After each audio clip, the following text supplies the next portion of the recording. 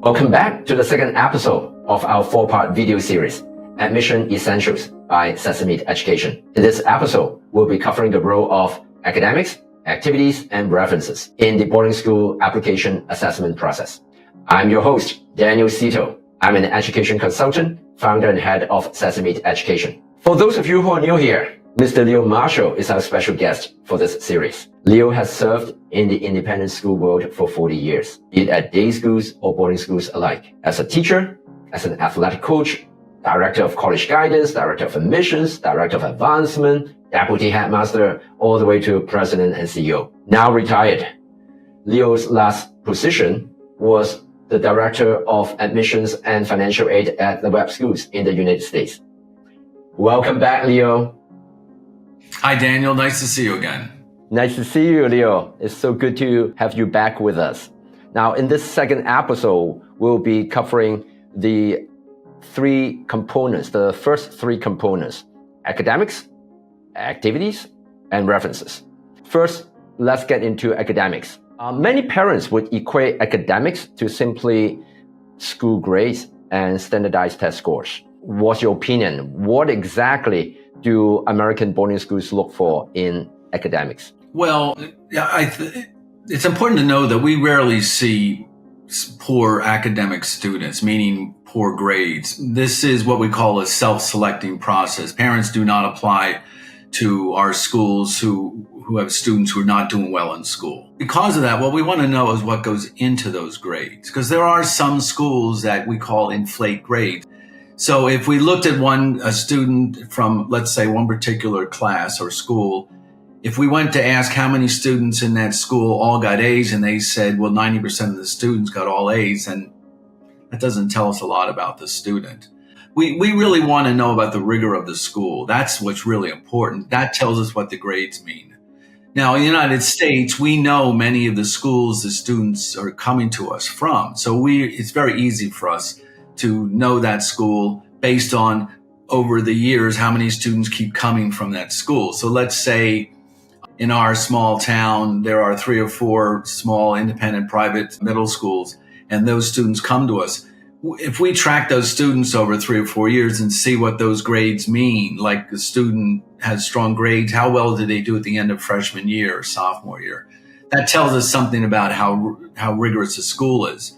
The challenge with the international schools is there's so many, we just don't know much about their grading systems. We really don't know the grading systems of schools in these various countries, and because they're so diverse. So that's a real challenge for us. We don't know what an A means. We don't know what a 94 percentile means. 94 percentile against what? So that's the hard part. We really want to know what goes into that grade. And when we get to the interview, which we'll talk about at some other time, that's where we try to learn a little bit more about that. So that's the hard part for us. We don't know a lot of times what these grades mean. So we have to dig a little bit deeper into other parts of the application. But certainly they have to have strong grades. If a student who's failing or struggling in school is not going to be considered. But very rarely will see those kinds of transcripts. It's just very rare. But there's also a myth out there.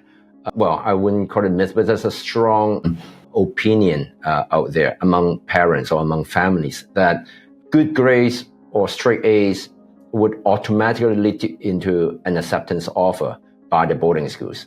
How true is that from your experience? And what do these, top grades say and not say about the applicant himself or herself? Well, it's not true at all. It's just not true. In my former school, we would see so many applicants with straight A's, but that just means, okay, they're good students, but there's too much more we're looking for than that.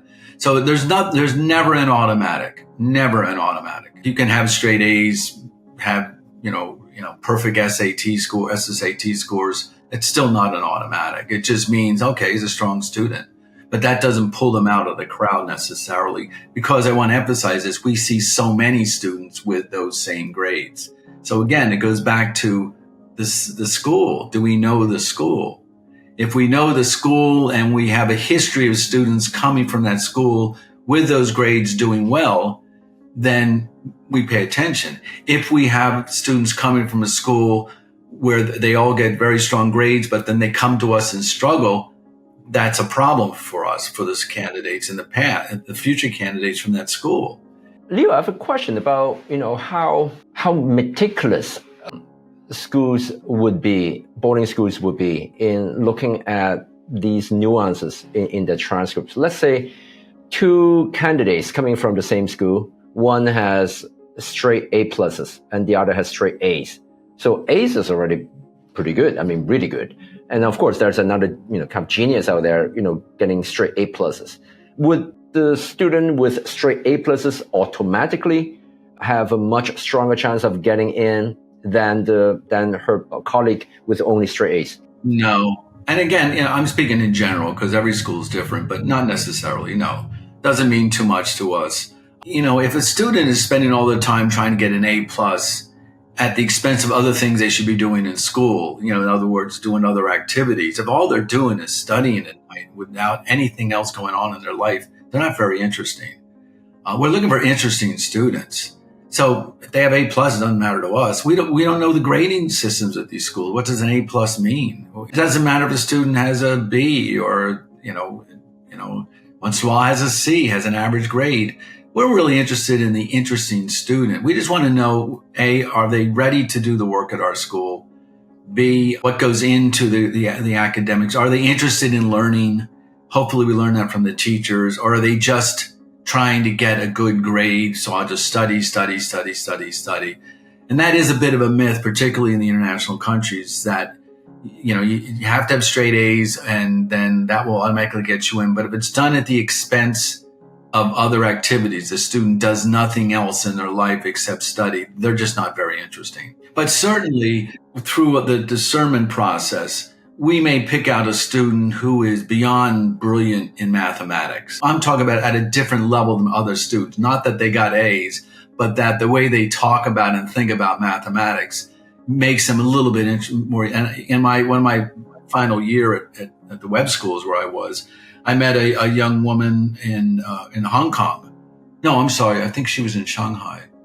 Anyway, she was remarkable. And we talked about mathematics and her level of understanding of mathematics, the level that the way she thought about mathematics was extraordinary. Sure, that would catch our attention.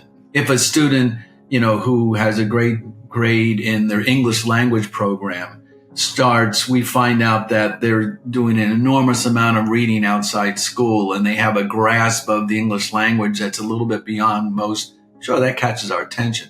But it doesn't mean the grade tells us that. We can often find out their interest when we get to the interview and go to that point. So that does help. What would you say to those families where the student might occasionally have a little blip in his grades?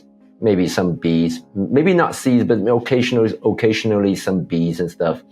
What type of encouragement would you still give to these families? Well, first of all, we have to be careful and again, speaking in general about families, they shouldn't be putting too much pressure on their children. It may be that there's a piece of this academic program, this particular subject that they're struggling with a bit. That's we understand that. What we look for in a transcript, let's say in a transcript from the student coming from what would be a middle school transcript.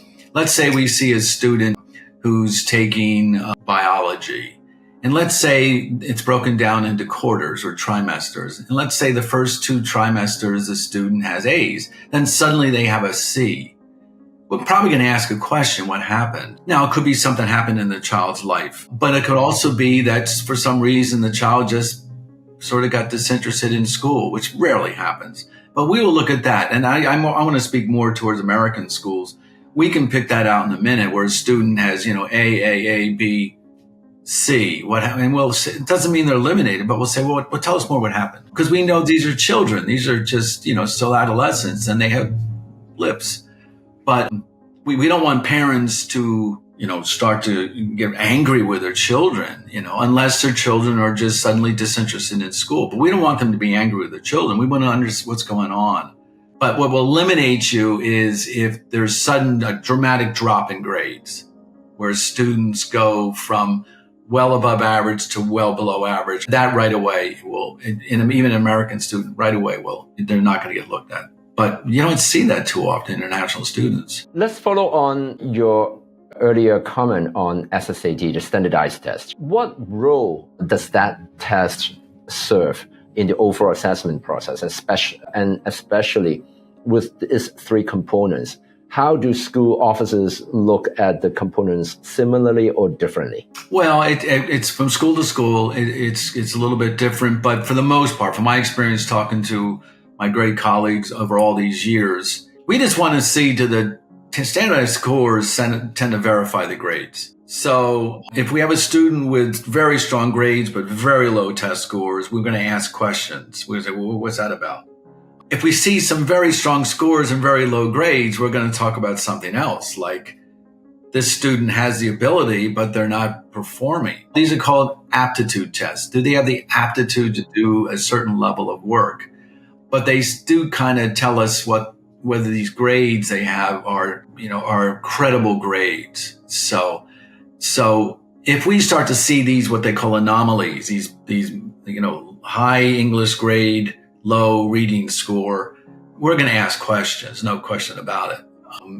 If we see a very high math score and a very low math grade, we're going to ask questions also. What you don't want to be is a student with very high grades and very high test scores and very low grades. That is kind of a red flag. You go, wow, the student is obviously capable, but not doing well, not doing much in school. Again, you don't see those at a lot of our schools, but that would be almost an automatic no. So that would go back to your point. Someone says, well, all I got to do is get really great test scores and the grades don't matter. Well, no, it doesn't work that way. They work in combination with each other. Got it. Now, in terms of standardized tests, there are actually two types. So one is called SSAT, and all boarding school applicants, regardless of which country they're from, they have to take it, both American applicants or international applicants alike. And then there's the one for non-English native speakers. Those are called TOEFL, tests of English as a foreign language. Those are for those students from countries where English is not the native language. What if a student does well in TOEFL, but not in SSAT English? How would you kind of balance those two phenomena?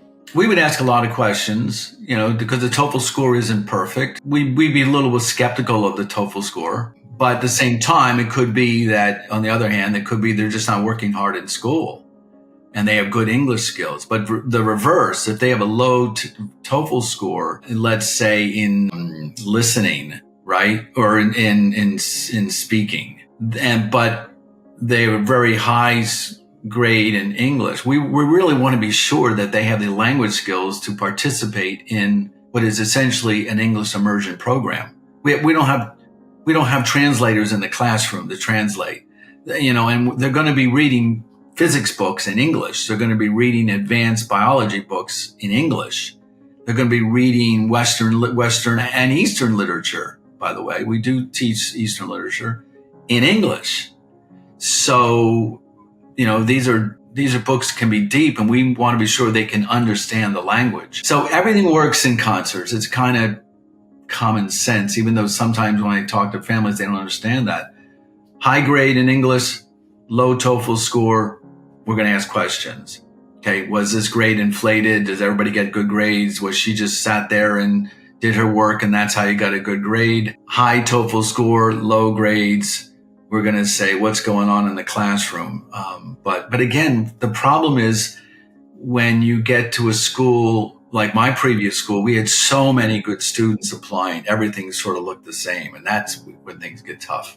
Gotcha. Let's move on to the area of activities. Early on, you mentioned that grades are not everything, especially when students only get good grades at the expense of the involvement in meaningful activities. So when it comes to activities, how important are activities as a component of a student's life or profile?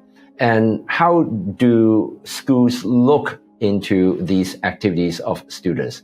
And what do they say about the students themselves? The bottom line is, and this sounds a little bit subjective, but no, we're looking for interesting students.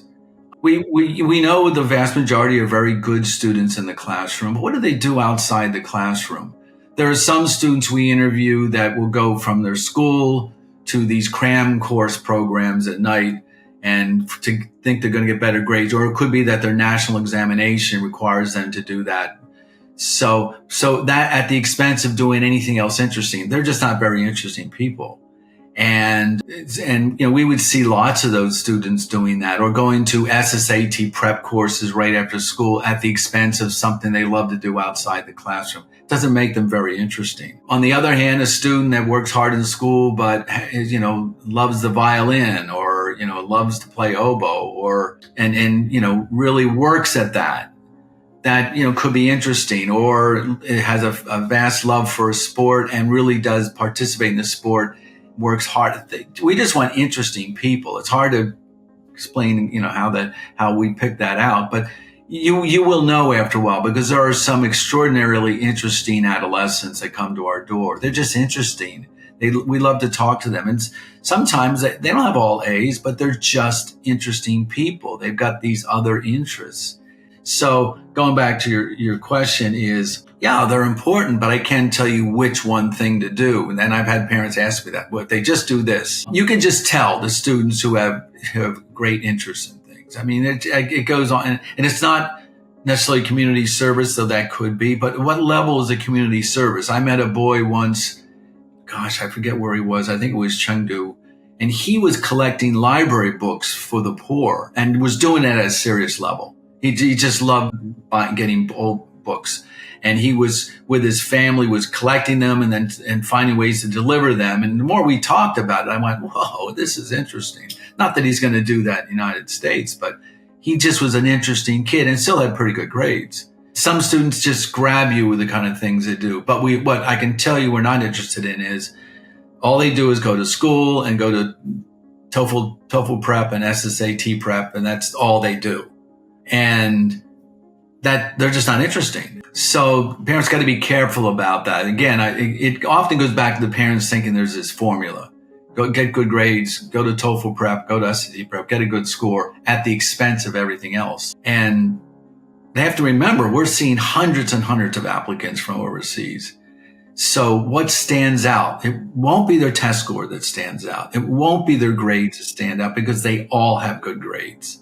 What else stands out? I would like to dwell on this particular point a little further. You had mentioned the word interesting, and that is so central. And this is also from my experience. I hear it over and over and over again from different admission directors all across the American boarding school world. However, because I do help send students to boarding schools outside of America, so I do notice that there's this different definition of interesting. So all boarding school directors, they look for interesting students, but their definition can be slightly different from country to country or from culture to culture. Would you mind to speak a little bit further? It's hard to define. First of all, the person they're interviewing with from school to school, those are different personalities. So interviewers are different personalities. They may have different biases. I'm not saying it's a negative. They just have different things and grabs their attention. Some of the personalities work with each other. They just, wow, this is a great student. Some interviewers are better than others. Some interviewers get deeper into a student's activity. And I can tell you so many stories of the interviews I had, because my interviews personally tended not to be ever the same, because I just flowed with the student that came in the door. But when a student sits there and tells me he's been playing guitar for 12 years, we start talking about the music he's playing. Well, if it's two things. If he's just playing guitar and taking lessons, that's it. But he has a grasp and love for guitar and plays different genres, different kinds of music, and we get into engaging, because I'm a musician. We get into that kind of conversation. That catches my attention. I think we all intuitively know what an interesting student is, no matter what country you are. Lively, great personality, just has a love for life, great to their parents, helps out at home, does things, wants to do things, wants to learn. Because that means they will come to our school and make our school a better place because they'll engage in the school. They'll participate in the school. They want to do things. Because at a boarding school, you're going to have to do something after school. You can't go back to your room and study. There's no test prep programs after school. You go to an activity, sports, art, music, whatever you decide. And usually there's 3 terms where you keep changing activities. We want them to want to do those kinds of things because students make our school a better place. So we're a bit selfish. We want our schools to be great schools. The only way we're great schools is by the students we have. And we love the students, and we love it when they come there. And sometimes they come to our schools because they have the kind of personality that wants to try new things. They come and find a new thing at our school that they've never tried before. And next thing you know, I'm thinking of a boy from overseas who was very shy in the interview, but we liked him, and his sister came with him. He went out for theater with a friend he met who was an American student, and both of them decided to try theater. They became amazing. He blossomed. He took a chance. He's out there singing solo in his later years. And I was in tears watching that because I remember how shy he was. But he tried something new, and he found a bit of a passion. It's hard. It's heartwarming to see this happen. But a student who says, all I want is my good grades, and I'm going to come to your school and just give me good grades so get me into, you name the college, that's not a student we're interested in. Thank you, Leo. I'm mindful of our viewers out there who might have like a younger children, but who aspire to eventually send their child to boarding schools. So for those parents who would like to help plan for the child's activities, what would you suggest in terms of depth, like very narrow, do one thing really, really well, or versus breadth, do a wide range of things, but, superficially well. And then, that's one angle. And then another would be allow the child to thrive on whatever he or she wants to do versus more so is directed by parents. And also maybe comment on those activities done within the school versus outside of school. How would you give advice to these families? And I don't ask me to get into parenting. And so that's a sort of a subjective thing I may have by my belief system. I believe children should be allowed to be children. I don't think you should be planning anything for your children at the younger age, except to plan to make sure that they get to learn to love to play, to enjoy things, expose them to different things. I have grandchildren I'm blessed with that their parents have exposed them to different things. And, both my children were wonderful athletes, for example, but they don't push them to a sport. They let them try different things. So exposing children to different things, but planning for them is not going to end well because you can't plan for your child at that age. They have to learn to be children. They have to learn to play, love play. And play means that they engage in other activities. And sure, expose them to things, but to tell the child, this is what you will do because we think someday it's going to get you here is a mistake. That's my particular parenting belief.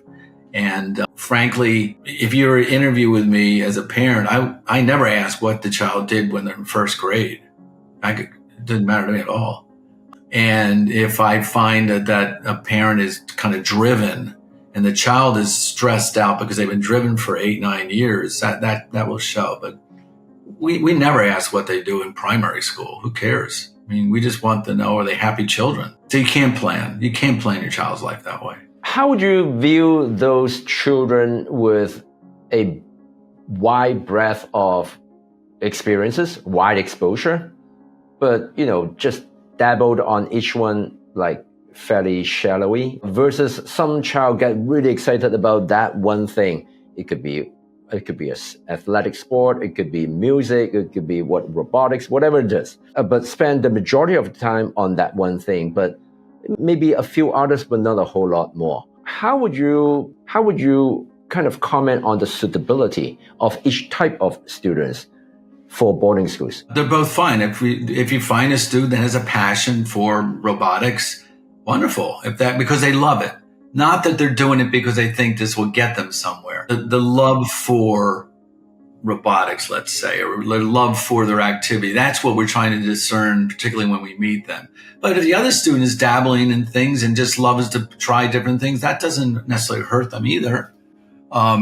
It's when they think that I'm building a resume. Now, on year one, I'll do this, then I'll change to this in year two. They're only doing it because they think they're going to program themselves for selection to a certain school. That's kind of different. But if a child has just got interests all over the place, which is very natural, great.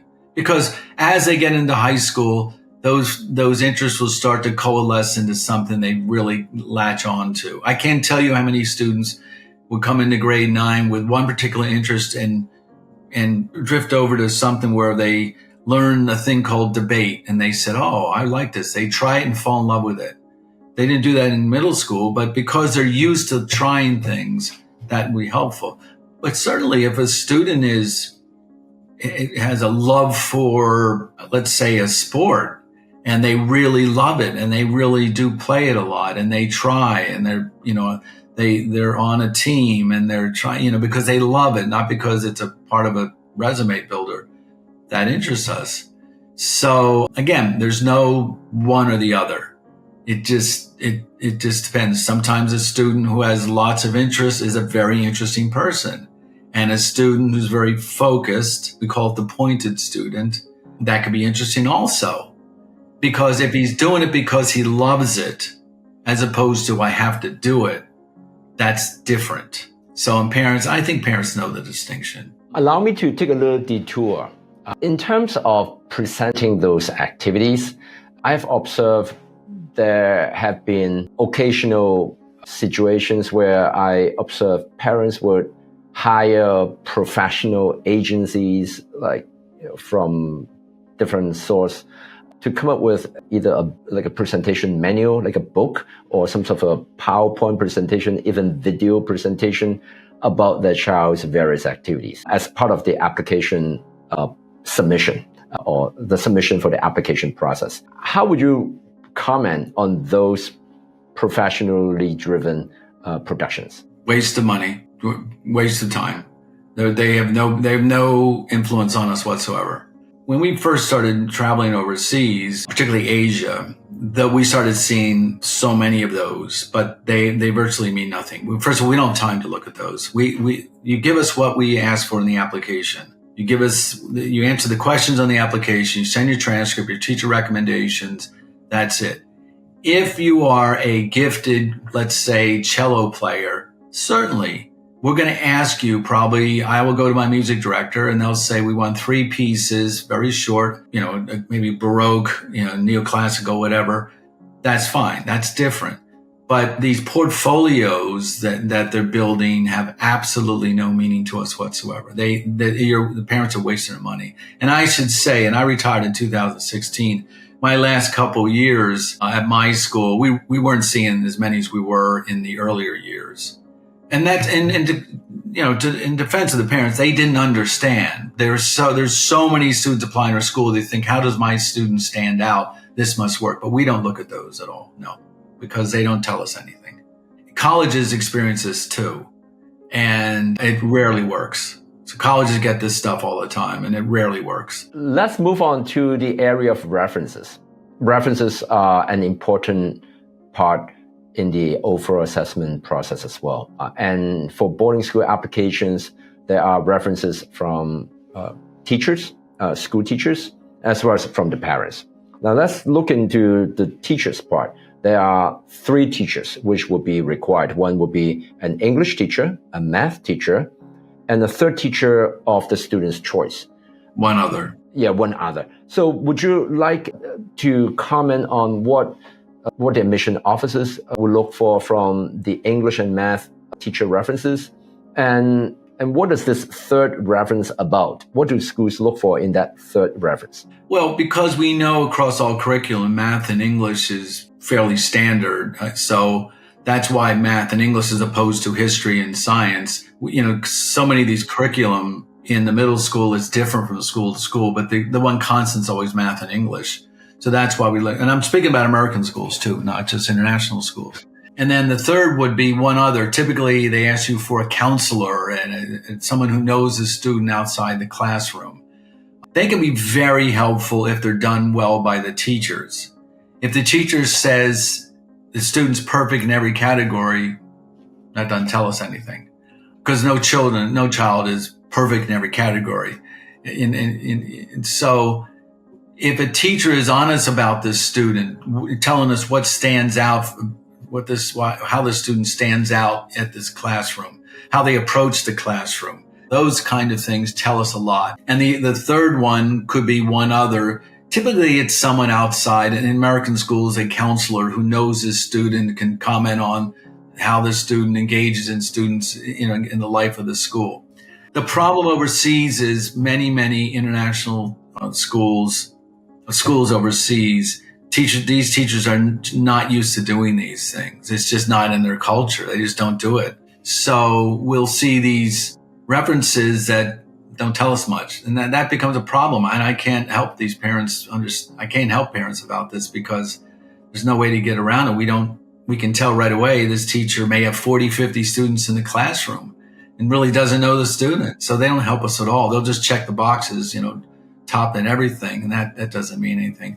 So the less we have, the more it becomes a little more subjective. But they can't go to the teacher and go and say, you must do this and there's no formula. The teacher hopefully would tell us what the student's like in the classroom. But if a teacher's sitting in front of 40, 50 students, it's pretty difficult to tell us about the student. But the references can be very helpful. In America, because we have local schools sending students to us regularly, we get to know the teachers from their grade 8, the middle school grade 8. So we can often contact that teacher, tell us more. There's some questions here we have. We can do that. We can't do that with students from other countries. So there are many times the international student is a little disadvantaged because the references aren't helpful at all. And in defense of those teachers, they've never done them before. Or the teacher is teaching mathematics in the language of the country that is not competent in English. So that's a tough one. I mean, do the references help? If they're done right, yeah, they can make a big difference. But again, I keep emphasizing this, we get so many good students, so many teachers think they're great students, it gets pretty tough making decisions. Gotcha. How do parent references function differently than teacher references? Because parents would also are supposed to or expected to write something about the child. So how would you comment on those statements written by the parents themselves? They can be helpful. They're usually just parent statements, you're right. But we love to know tell us about your child. What does your child do? Tell us about your child who love learning, whatever. And you can read some of those that you can see the parents really understand their child. And those can be helpful. They're not evaluated at all. They're not going to make the difference at all, except illuminate anything we can find that gives us a better understanding of who this child is, helps in the big picture. So think of the big picture: the grades, the test scores, the activities, the personal interview, the personal statement, and then what the parent tells us, the references. All of those come together at one point. So just tell us about your child. Tell us what they do and how they enjoy learning and how they create joy in your life. Things. There's no formula, but we do read them. Yeah, we do read them, and they're helpful. Is it okay for them to brag about or to demonstrate their pride of the child? Sure, it's okay. Now, I want to speak to this for a minute. If the parent doesn't speak English, it's okay if they have a translator help them put their words on paper in English. It's okay if they do that. And I'm sure most will. That's okay. Time flies, and we have covered the first three components of the assessment process: academics, activities, and references. Now, of course, we have two more parts coming in the Admission Essentials series, part 3 and part 4, covering the personal statements and interviews. But for today, before we leave, what one thing would you like to share with our viewers if they walk away from today's lesson, and what would you like them to remember? I think that you have to know the school that you're applying to. We haven't talked about that. You must know the school you're applying to, not just pick the school because some ranking system says it's number 1 or 2. And I'm going to tell you over and over again, those ranking systems are meaningless, but no one seems to believe us. But know the school, because we're going to ask you, why are you here? And every school is different. So if they've done the research and if they're working with a consultant, that's fine. But they're picking the school for the right reason. That this school, based on our research, this seems to match my child. That will come out when they come to the campus or when they're interviewed overseas. Do you know my school? If you don't know my school, you're not going to do well, because you're only applying to us because you think we're going to be getting you into the next level university. So we can pick that in a minute. But the student that knows a school, that comes there and we've done the research, we love this school, that helps. It's not guaranteed, but it certainly helps. We want to know that they're interested in us for who we are, not what we're going to get them someday. And so know the school, do the research. Don't have people tell you, don't have your neighbor tell you this is the best school. Because I used to tell that to parents, your neighbor's not sending your child to the school. So don't listen to your neighbor, and much as you love them, your neighbor does not know the school, and just say that you do the research, and maybe you have some help with someone, to work through this, because there are so many schools. But if you don't know the school, you're just there hoping to get in because you think someday it'll get you to, you name this university, we'll find that out. We'll know that pretty quickly. And if you come to school and say, I'm interested in your orchestra, and the school doesn't have an orchestra, you're going to go, okay, this student doesn't know our school. That doesn't happen too often, but it does happen. So get to know the school. Yes, indeed. Thank you, Leo, for your sharing and for your time. My pleasure. I hope this was helpful, and good luck to all the parents out there. And we hope that they learned a lot from these sessions. And do look at your schools, do the research, go to the websites, and find out what school grabs your heart. Thank you, Leo, and we look forward to having you back for our part 3. To all viewers out there, if you would like to keep learning more admission tips and tricks from Leo, please stay tuned to our part 3 of our Admission Essentials series, which will be exploring the role of personal statements in the overall boarding school application process. And if you like what we have shared today, please remember to like, share, and subscribe to Sesameed Education. Thank you all for watching, and we'll catch you on the next episode of Admission Essentials.